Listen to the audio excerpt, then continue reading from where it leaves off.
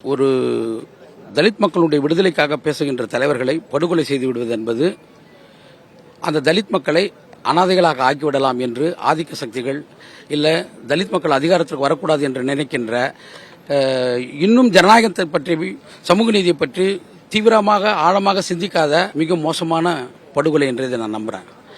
ஆனால் அப்படி எப்பொழுதும் தலித் மக்களை அகதிகளாக அரசியல் அகதிகளாக மாற்ற முடியாது. ஏனால் ஒரு புரட்சியாளர் ஒரு அம்பேத்கர் தான் இவ்வளவு தலைவர்களை உருவாக்கினார்கள். அந்த தலைவர்கள் நாங்கள் எல்லோருமே ஆம்ஸ்ட்ராங் தான்.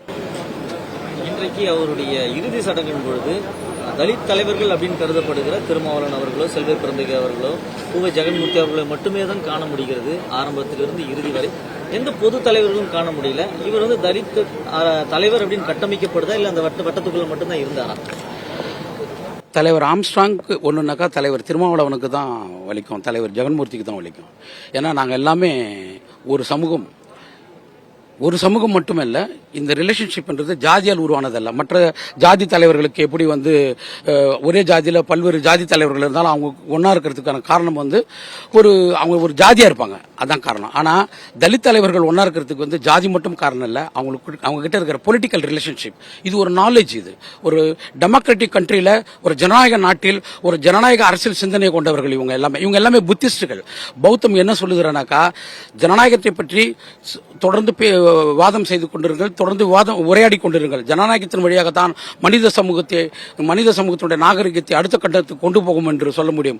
அதனால தான் தன் வீட்டுக்கு வருபவர்கள் தன்னை மட்டும் பார்க்கக்கூடாது, தன் வீட்டு பக்கத்தில் இருக்கின்ற அந்த பௌத்த மடத்தையும் பார்க்க வேண்டும் என்று வீட்டு பக்கத்தில் பௌத்த மடத்தை கட்டியவர் தான் தலைவர் ஆம்ஸ்ட்ராங் அவர்கள். ஏன்னா பௌத்தத்தை தொடர்ந்து இந்த மக்களுடைய நினைவுக்கு கொண்டு போனவர் அவர். அது தலித் மக்களுக்கு மட்டுமில்லை, ஒட்டுமொத்த ஜனநாயகத்தை பற்றி பேசுகின்ற, ஜாதி ஒழிப்பை பற்றி பேசுகின்ற, பெண் விடுதலை பற்றி பேசுகின்ற மொத்த சமூகமும் மிகப்பெரிய ஒரு அமைதி மிகுந்த ஒரு சமூகமாக மாற வேண்டும் என்றால் பௌத்தம் தான் சிறந்த அறிவு.